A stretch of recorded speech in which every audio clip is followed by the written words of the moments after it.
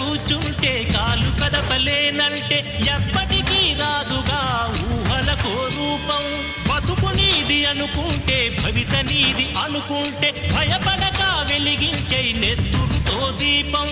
ఏ చీకటి ఆపునురా రేపటి ఉదయం, ఏ ఓటమి ఆపునురా రాగల విజయం. కాలమే నీ పథం, కోరికే నీ రథం, చేయరా సాహసం నీ జయం నిశ్చయం.